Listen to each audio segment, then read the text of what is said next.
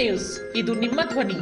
ಭಕ್ತಿ ಶಕ್ತಿ ಪರಂಪರೆಯ ದಿವ್ಯ ಸಂಗಮ ಸಿಂಧನೂರು ತಾಲೂಕಿನ ಸೋಮಲಾಪುರದ ಅಂಬಾಮಠದ ಅಂಬಾ ಮಹೋತ್ಸವ 2026ರ ಕಾರ್ಯಕ್ರಮವು ಜನವರಿ 2ರಿಂದ ಜನವರಿ 6ರವರೆಗೆ ನಿಗದಿಯಾಗಿದ್ದು, ಜನವರಿ 3ರಂದು ನಡೆಯಲಿರುವ ಅಂಬಾದೇವಿ ಮಹಾರಥೋತ್ಸವ ಮತ್ತು ಜಂಬೂ ಸವಾರಿ ಕಾರ್ಯಕ್ರಮದಲ್ಲಿ ರಾಜ್ಯದ ಮುಖ್ಯಮಂತ್ರಿಗಳಾದ ಸಿದ್ದರಾಮಯ್ಯ ಮತ್ತು ಉಪಮುಖ್ಯಮಂತ್ರಿಗಳಾದ ಡಿ.ಕೆ. ಶಿವಕುಮಾರ್ ಹಾಗೂ ವಿವಿಧ ಇಲಾಖೆಗಳ ಸಚಿವರು, ರಾಯಚೂರು, ಕೊಪ್ಪಳ ಮತ್ತು ಬಳ್ಳಾರಿ ಜಿಲ್ಲೆಗಳ ಸಂಸದರು, ಶಾಸಕರು ಮತ್ತು ವಿಧಾನ ಪರಿಷತ್ ಸದಸ್ಯರು ಮತ್ತು ಇನ್ನಿತರೆ ಗಣ್ಯರು ಭಾಗಿಯಾಗಲಿದ್ದಾರೆ ಎಂದು ಸಿಂಧನೂರು ವಿಧಾನಸಭಾ ಕ್ಷೇತ್ರದ ಶಾಸಕರಾದ ಹಂಪನಗೌಡ ಬಾದರ್ಲಿ ಹೇಳಿದರು.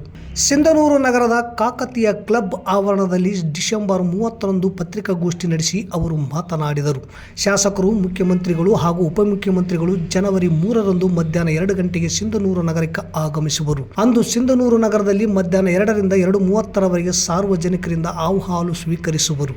ಮಧ್ಯಾಹ್ನ ಭೋಜನದ ವಿರಾಮದ ನಂತರ 3:30ರಿಂದ ಅಂಬಾಮಠಕ್ಕೆ ತೆರಳಿ ಸಂಜೆ 4 ಗಂಟೆಗೆ ಸಿಂಧನೂರು ವಿಧಾನಸಭಾ ಕ್ಷೇತ್ರದಲ್ಲಿ ಅಂದಾಜು 400 ಕೋಟಿ ರೂಪಾಯಿ ವೆಚ್ಚದ ವಿವಿಧ ಅಭಿವೃದ್ಧಿ ಕಾಮಗಾರಿಗಳಿಗೆ ಶಂಕುಸ್ಥಾಪನೆ ಮತ್ತು ಲೋಕಾರ್ಪಣೆ ಮಾಡಲಿದ್ದಾರೆ. ಸಂಜೆ 5 ಗಂಟೆಗೆ ಅಂಬಾದೇವಿ ಮಹಾರಥೋತ್ಸವ ಮತ್ತು ಜಂಬೂ ಸವಾರಿಗೆ ಮುಖ್ಯಮಂತ್ರಿಗಳು ಚಾಲನೆ ನೀಡಲಿದ್ದಾರೆ ಎಂದು ತಿಳಿಸಿದರು. ಅಂಬಾಮಠವು 400 ವರ್ಷಗಳ ಇತಿಹಾಸ ಹೊಂದಿದ್ದು, ತೆಲಂಗಾಣ, ಮಹಾರಾಷ್ಟ್ರ, ಆಂಧ್ರ ಸೇರಿದಂತೆ 5-6 ರಾಜ್ಯಗಳ ಮತ್ತು ನಮ್ಮ ರಾಜ್ಯದ ಲಕ್ಷಾಂತರ ಭಕ್ತರು ಅಂಬಾಮಠದ ಜಾತ್ರೆಗೆ ಆಗಮಿಸುತ್ತಾರೆ. ಈ ವರ್ಷ ಮಹಾರಥೋತ್ಸವವು ಅದ್ಧೂರಿಯಾಗಿ ನಡೆಯಲಿದೆ. ಅಂಬಾ ಮಹೋತ್ಸವ ನಿಮಿತ್ತ ಜನವರಿ 2ರಿಂದ 6ರವರೆಗೆ ಸರಿಗಮಪ ಖ್ಯಾತಿಯ ಗಾಯಕರು ಮತ್ತು ಇನ್ನಿತರೆ ಕಲಾವಿದರಿಂದ ವಿವಿಧ ಕಾರ್ಯಕ್ರಮಗಳು ನಡೆಯಲಿವೆ. ಪ್ರಥಮ ಬಾರಿಗೆ ಜಂಬೂ ಸವಾರಿ ಕಾರ್ಯಕ್ರಮ ಆಯೋಜನೆ ಮಾಡಲಾಗಿದೆ. ಸಾಂಸ್ಕೃತಿಕ ನೃತ್ಯ ಕಾರ್ಯಕ್ರಮ, ಹಾಸ್ಯ ಸಂಜೆ, ಅಹೋರಾತ್ರಿ ತತ್ವಪದ ಗಾಯನ, ಕಡುಬಿನ ಕಾಳಗ, ಸಂಗೀತ ಸಂಜೆ, ನಾಟಕ, ದೇವಿ ಪಲ್ಲಕ್ಕಿ ಉತ್ಸವ, ಜಾನಪದ ಜಾತ್ರೆ, ಕುಂಭೋತ್ಸವ, ತತ್ವಪದ ಗಾಯನ ಸೇರಿದಂತೆ ಅನೇಕ ಕಾರ್ಯಕ್ರಮಗಳು ನಡೆಯಲಿವೆ. ಜಾತ್ರೆಗೆ ಆಗಮಿಸುವ ಲಕ್ಷಾಂತರ ಭಕ್ತರಿಗೆ ಅನುಕೂಲವಾಗಲು ಈ ಬಾರಿ ಮಠದ ಆವರಣವನ್ನು ಅಚ್ಚುಕಟ್ಟಾಗಿ ಸಿದ್ಧಪಡಿಸಲಾಗಿದೆ. ರಸ್ತೆ, ಕುಡಿಯುವ ನೀರು, ಶುಚಿತ್ವ ಸೇರಿದಂತೆ ಭಕ್ತರಿಗೆ ಅಗತ್ಯ ಮೂಲಭೂತ ಸೌಕರ್ಯಕ್ಕೆ ವ್ಯವಸ್ಥೆ ಮಾಡಲಾಗಿದೆ. ಈ ಬಾರಿ ಮಠದ ಆವರಣದಲ್ಲಿ 132 ಅಡಿ ಅಗಲದ ರಥಬೀದಿಯನ್ನು ಸುಸಜ್ಜಿತವಾಗಿ ಸಿದ್ಧಪಡಿಸಲಾಗಿದೆ. ಜೊತೆಗೆ ಈ ಬಾರಿ ಮಠದ ಹತ್ತಿರ 9 ಎಕರೆ ಜಾಗದಲ್ಲಿ ಮಿಠಾಯಿ, ಬಳೆ, ಆಟಿಕೆ ಸಾಮಾನು, ಆಟದ ಯಂತ್ರಗಳ ಹಾಗೂ ಇನ್ನಿತರೆ ಜಾತ್ರಾ ಅಂಗಡಿಗಳಿಗೆ ಒಂದೆಡೆ ಸಾಲಾಗಿ ಶಿಸ್ತುಬದ್ಧವಾಗಿ ವ್ಯವಸ್ಥೆ ಮಾಡಲಾಗಿದೆ. ಜಾತ್ರಾ ಹಿನ್ನೆಲೆಯಲ್ಲಿ ತಲಾ 6 ಹೆಲ್ಪ್ ಡೆಸ್ಕ್ ಹಾಗೂ ಹೆಲ್ತ್ ಡೆಸ್ಕ್ ಸ್ಥಾಪಿಸಲಾಗಿದೆ. ಸ್ಥಳೀಯ ವಿವಿಧ ಕಾಲೇಜುಗಳ NSS ಹಾಗೂ ನರ್ಸಿಂಗ್ ಕಾಲೇಜಿನ ವಿದ್ಯಾರ್ಥಿಗಳನ್ನು ಹಾಗೂ ತಾಲೂಕಿನ ಗ್ರಾಮ ಲೆಕ್ಕಾಧಿಕಾರಿಗಳು, ಕಂದಾಯ ನಿರೀಕ್ಷಕರು ಮತ್ತು ತಾಲೂಕು ಮಟ್ಟದ ಅಧಿಕಾರಿಗಳನ್ನು ಒಳಗೊಂಡು ತಂಡ ರಚಿಸಿ ಜಾತ್ರೋತ್ಸವದ ನಾನಾ ಸೇವೆಗೆ ನಿಯೋಜನೆ ಮಾಡಿದ್ದೇವೆ ಎಂದು ಶಾಸಕರು ಮಾಹಿತಿ ನೀಡಿದರು. ರಾಯಚೂರು ಜಿಲ್ಲೆಯ ಇತಿಹಾಸದಲ್ಲಿಯೇ ಸಿಂಧನೂರು ತಾಲೂಕು ವ್ಯಾಪ್ತಿಯಲ್ಲಿ ಏಕಕಾಲಕ್ಕೆ 24 ಕಂದಾಯ ಗ್ರಾಮಗಳಿಗೆ ಅಧಿಸೂಚನೆ ಹೊರಡಿಸಿ ಘೋಷಿಸಿ ಆಯಾ ಕಂದಾಯ ಗ್ರಾಮದಲ್ಲಿನ ಫಲಾನುಭವಿಗಳಿಗೆ ಕಂದಾಯ ಸಚಿವರು ಸಾಂಕೇತಿಕವಾಗಿ ಹಕ್ಕುಪತ್ರ ವಿತರಣೆ ಮಾಡಲಿದ್ದಾರೆ ಎಂದು ಶಾಸಕರು ತಿಳಿಸಿದರು.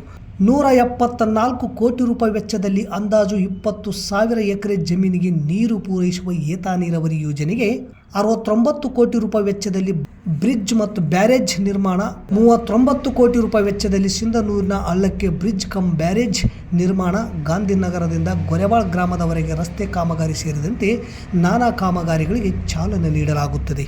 ಸಿಂಧನೂರು ತಾಲೂಕಿನಲ್ಲಿ ಅಂದಾಜು 18 ಪದವಿ ಕಾಲೇಜುಗಳು, 32 PUC ಕಾಲೇಜುಗಳಿದ್ದು ಅಂದಾಜು 25,000 ಕಾಲೇಜು ವಿದ್ಯಾರ್ಥಿಗಳಿಗೆ ಆಯಾ ಗ್ರಾಮಗಳಿಂದ ಸಿಂಧನೂರು ನಗರಕ್ಕೆ ಬಂದು ಹೋಗಲು ಅನುಕೂಲವಾಗುವಂತೆ ವಿದ್ಯಾರ್ಥಿಗಳಿಗೆಂದೇ 5 ಕೋಟಿ ರೂಪಾಯಿ ವೆಚ್ಚದಲ್ಲಿ 15 ಬಸ್ಸುಗಳಿಗೆ ಚಾಲನೆ ನೀಡುವ ಕಾರ್ಯಕ್ರಮವೂ ಸಹ ಇದೇ ವೇಳೆ ನಡೆಯಲಿದೆ ಎಂದು ಶಾಸಕರು ವಿವರಿಸಿದರು.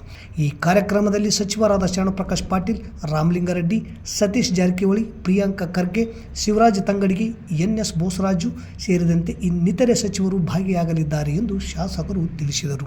ಸಿಂಧನೂರು ತಾಲೂಕು ಆಡಳಿತ, ತಾಲೂಕು ಪಂಚಾಯತ್ ಹಾಗೂ ಧಾರ್ಮಿಕ ದತ್ತಿ ಇಲಾಖೆ ಇವರ ಸಹಯೋಗದಲ್ಲಿ ಕಾರ್ಯಕ್ರಮ ನಡೆಯಲಿದೆ ಎಂದು ತಿಳಿಸಿದರು. ಪತ್ರಿಕಾಗೋಷ್ಠಿಯಲ್ಲಿ ತಹಸೀಲ್ದಾರರಾದ ಅರುಣಕುಮಾರ್ ದೇಸಾಯಿ, ತಾಲೂಕು ಪಂಚಾಯತಿ ಇಒ ಚಂದ್ರಶೇಖರ್, ಮುಖಂಡರಾದ RC ಪಾಟೀಲ್, ಕಾಜಿ ಮಲ್ಲಿಕ್ ಹಾಗೂ ಇತರರು ಇದ್ದರು.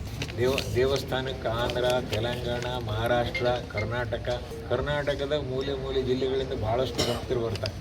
ಅದನ್ನು ಹಿಂದೆ ರಾಜ್ಯ ಸರ್ಕಾರವು ಕೂಡ ಒಂದು ಟೂರಿಸಂ ಇಲಾಖೆ ಮುಖಾಂತರ ಯಾತ್ರಾ ಸ್ಥಳವನ್ನಾಗಿ ಘೋಷಣೆ ಮಾಡಿದ್ದಾರೆ. ಅಲ್ಲಿ 3 ಕರ್ನಾಟಕ ರಾಜ್ಯದಲ್ಲಿ ಯಾತ್ರಾ ಸ್ಥಳಗಳಿದ್ದಾರೆ. ಅದರಲ್ಲಿ ಅಂಬಾದೇವಿ ದೇವಸ್ಥಾನ ಕೂಡ ಒಂದು.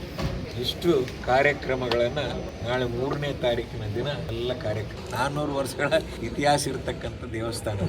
ನಮ್ಮ ಆ ದೇವಸ್ಥಾನದ ಇತಿಹಾಸವನ್ನು ನೋಡಿದಾಗ ಅರಿವಾಣಂದಿಂದ ಚಿದಾನಂದ ಹೌದು ಅಲ್ಲಿ ಜನಿಸಿ ಅಂಬಾಮಠ ಗುಡ್ಡದಲ್ಲಿ ಬಂದು ಸುಮಾರು ವರ್ಷಗಳ ಕಾಲ ತಪಸ್ ಮಾಡಿ ಆ ತಪಸ್ಸಿನಿಂದ ದೇವಿ ಪ್ರತ್ಯಕ್ಷ ಆಗಿ ಬಗಳ ಚಕ್ರ ಪ್ರತಿಷ್ಠಾಪನೆ, ಅದೇ ಶಕ್ತಿ ಬಗಳ ಯಂತ್ರನ ಅದಕ್ಕೆ ಶ್ರೀಚಕ್ರ ಅಂತ ಕರೀತೀವಿ. ಈ ದೇವಸ್ಥಾನಕ್ಕೆ ಹೆಚ್ಚು ಕಡಿಮೆ 4-5 ರಾಜ್ಯದ ಭಕ್ತರು ಬರ್ತಾರೆ. ಸುಮಾರು 4 ರಿಂದ 6 ಜನ ಬರ್ತಾರೆ. ಅವರಿಗೆ ಈ ವರ್ಷ ವಿಶೇಷವಾಗಿ ಸರಿಯಾದ ರಸ್ತೆಗಳಿದ್ದಿಲ್ಲ, ಮೂಲಭೂತ ಸೌಕರ್ಯಗಳಿದ್ದಿಲ್ಲ, ವ್ಯವಸ್ಥೆ ಇದ್ದಿಲ್ಲ. ಆಮೇಲೆ ಜಾತ್ರಾ ಮಹೋತ್ಸವ ಅಂಗಡಿಗಳು ಎಲ್ಲಿ ಬೇಕಲ್ಲಿ ಸ್ವಚ್ಛತೆ ಇದ್ದಿಲ್ಲ, ಲೈಟಿನ ವ್ಯವಸ್ಥೆ ಇದ್ದಿಲ್ಲ. ಅವೆಲ್ಲವನ್ನು ಕೂಡ ಮನಗಂಡು